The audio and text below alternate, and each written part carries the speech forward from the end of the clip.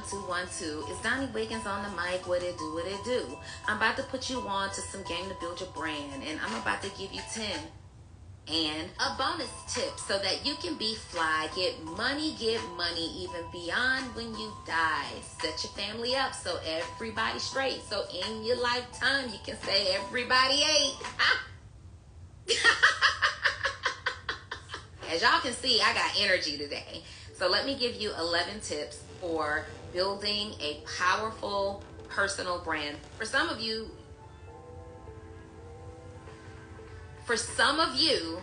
you need to improve on this whole entire list. If you try to serve everybody, you will make some money, maybe, and then go right back down to none. This is my cheat code.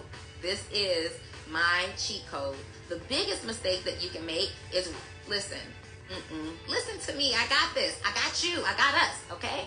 Welcome to another episode of Full Transparency with Donnie Wiggins, where I give you a fly on the wall perspective of all things entrepreneurship. Sometimes we have a bunch of great guests that sit on this couch with me and we talk about their journey, their experiences, their obstacles, and then sometimes you get me when I am giving you some straight business tips that you want to make sure you're grabbing pen and paper for so you can take notes. And today is that kind of day. As y'all can see, I got energy today.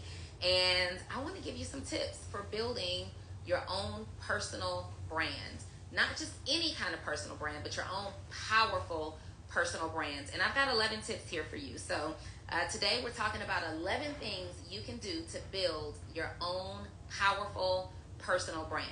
Now, when you are building your business as an entrepreneur, you have two things. You have your business brand, your professional brand, and you have your personal brand. Sometimes you have companies like Coca-Cola, IBM. We don't really know too much about those founders and those CEOs. So their personal brand, at least as it relates to a consumer, isn't necessarily a priority for us to understand. But you also have companies like Amazon and Microsoft and Apple, and we were very much tuned into the personal lives of the Steve Jobs and the Bill Gates and people of that nature. And then you have entrepreneurs like myself and the Wall Street Trappers and the David Shans of the world who are building personal brands and attaching them to our business and leveraging our personal brands to grow our business, okay? And what does that mean? That means that you are very closely connected to the things that we believe in, to the things that we do on a daily basis, to some of our core values, principles, our way of thinking, and we leverage those thought processes to build community, to then build our brand. And many of the entrepreneurs who are tuned in to the Full Transparency podcast are in that same boat, or you want to leverage your professional brand to either build a personal brand. Let me say this. I go to professional conferences all the time. And sometimes in these conferences, I'll come across 8-9-figure business owners who have built these strong professional brands. And now that they've built these strong professional brands, they desire to be known. They want the world to know that, hey, I did this. Hey, these are things that I'm interested in. They want to be known for their thought processes, their beliefs, their core values. And they find it so fascinating that entrepreneurs like myself are able to build personal brands, and now they want to do the very same thing.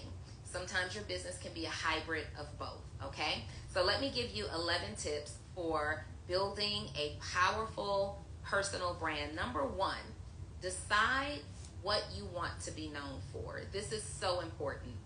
If there's anything that you could be known for based on the person that you are right now, what would that be? What would it be? For me, I am known for a couple of things, but as a business professional, I am known for being business savvy. I am known for being a business coach who understands business strategies, business growth tips very well. And I am known for being someone who teaches those things to my community and to the community of other of others, of my peers. Okay? So what is it that you want to be known for based on the information, the knowledge, the skill set that you possess already? We don't have to overthink this. I really want you to write down 3 or 4 things. What am I good at right now? What information do I possess enough of right now to become an authority in this particular space? And here's a tip for you. If you are unclear about what you're good at or what you're known for, ask people who know you. Send a text message to like 5 or 10 people who are close to you, who've had enough experiences with you, and say, hey, if I were to start a business today, what do you think I would start a business doing? Okay? You could even send a text message that says, hey, I learned, because I'm everybody's coach. I was given an assignment by my coach today to find out what it is that I am actually really good at and what I'm known for. What do you think that is? Sometimes we're overlooking the obvious thing. Sometimes we want what we want so badly that we can't see beyond that thing that we want for that thing that we actually need to be focused on. So ask that question. Number 2, define your unique value proposition. Clearly articulate and demonstrate what sets you apart from anybody else in your industry. Okay? So again, I am a business development coach. I coach entrepreneurs to 6- and 7-figure businesses. I help high performing individuals scale their business through systems, organizational skills, SOPs, things like that. I am known for being a woman in this industry who is fair but firm. I am known for not sugarcoating. I am known for getting fast results with my clients. I am known for being unafraid to have tough conversations, and those tough conversations with my clients sometimes yields to tremendous success for them. What are the things that stand out about you? Okay? Using myself as an example, sometimes some counterparts in my industry could be afraid to have tough conversations. They may pacify you. They may not respect or they may not have boundaries set in place that their clients respect. I'm very well known for the boundaries that I have in place as well. So what are the things that set you apart, that are a pro to how you do business and how you get the end result for your client or your customer?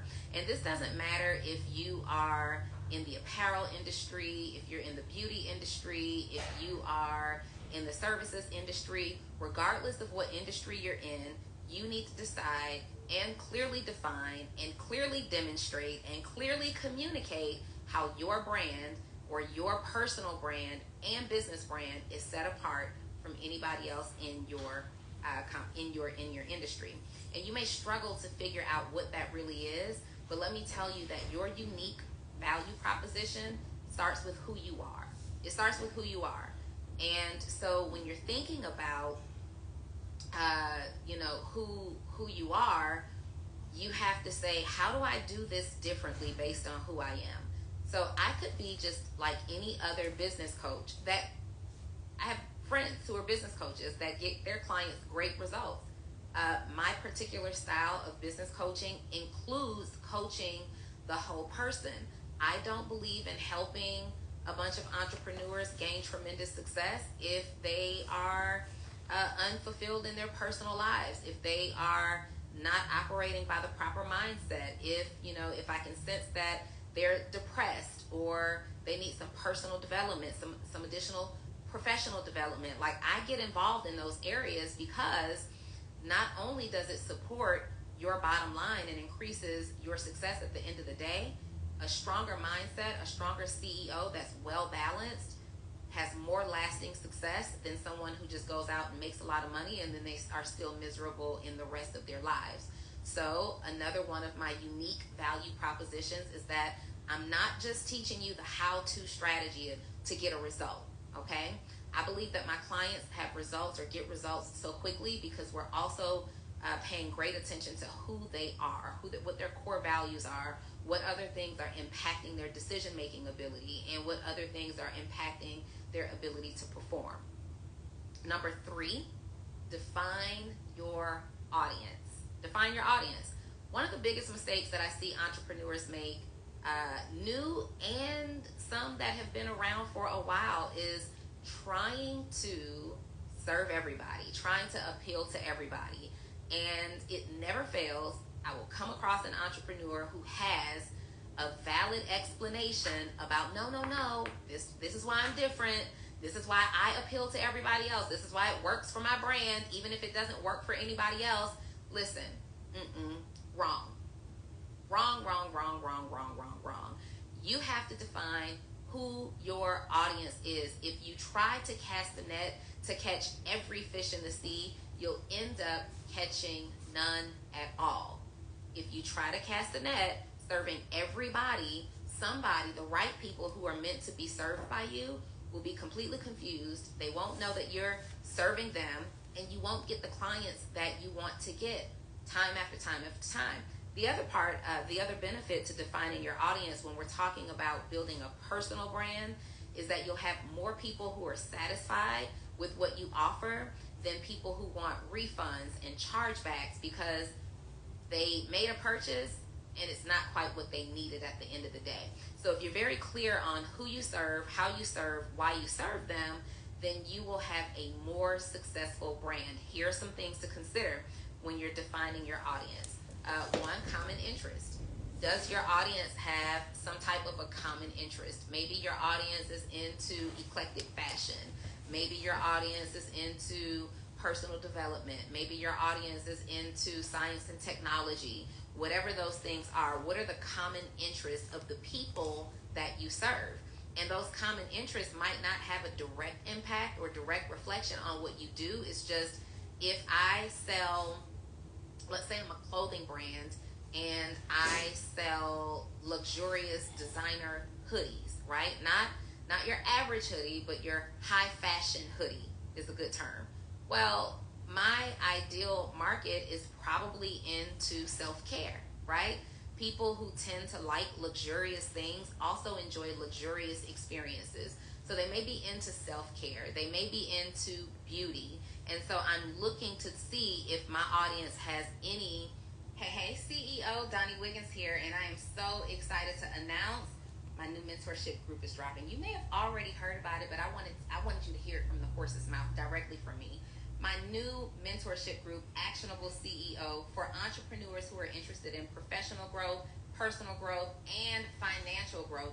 You want to learn from me. Y'all have been asking for this for the last 3 years, and I have finally brought Actionable CEO back to serve you every single week. Direct mentorship from me. You will also hear from other people who are in my community that I believe will be greatly impactful to you. You're going to get behind the scenes. We're going to be spending some time together live. This is not pre-recorded. This is live mentorship. So if you are an entrepreneur and you want to be connected, feel connected, you want to elevate your brand, you want to elevate your life, you want to elevate your level of success, Actionable CEO is for you. ActionableCEO.com. See you there.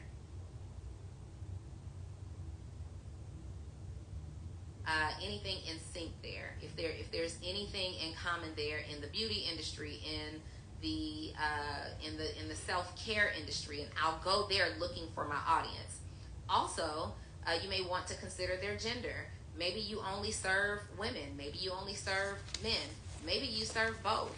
You may even want to consider race, right? Maybe what you have is only for a particular race. You definitely want to consider their pain points. What problems do they have that's keeping them up at night? Again, if I'm in apparel, maybe you're serving an audience of ages 55 and up who are looking to remain fashionable in a world that's telling them that they're too old to be that fly. You know those posts that end up on social media where it's like, oh, you're too old to wear that. You're too old to play with that hair color. You're too old to do this, that, and the other. Dress your age, act your age. And so maybe as people are crossing into that senior citizen phase, maybe you're serving people ages 55 and up, and you're providing them with fashions that are age appropriate and fly. But their pain points is that they don't know how to dress themselves. Their pain point is that they struggle with feeling too old in their current fashions. Maybe their pain point is that the only clothes that they can find makes them feel too old. Those are pain points that you leverage, and those are conversations that you then have in your marketing, because you want to speak to the pain of your audience. So knowing who your audience is really important, okay? Maybe you also want to consider their psychographics. There's so many things to consider when defining your audience, but if you try to serve everybody, you will make some money, maybe, and then go right back down to none, because there is no business out here except, nope, not even them. The last time I said there's not a business out here that serves everybody, somebody challenged me and they said, oh, Walmart does. No, they don't. Walmart doesn't serve me, right? Walmart usually doesn't serve someone who is more into luxury experiences.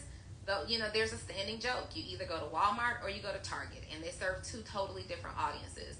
And then someone challenged me and said, oh, well, Amazon serves everyone. And no, they don't. They don't. Amazon serves people who are comfortable making decisions and purchases online based on reading reviews. We're going to stop there, pick it back up next time. Have a great day.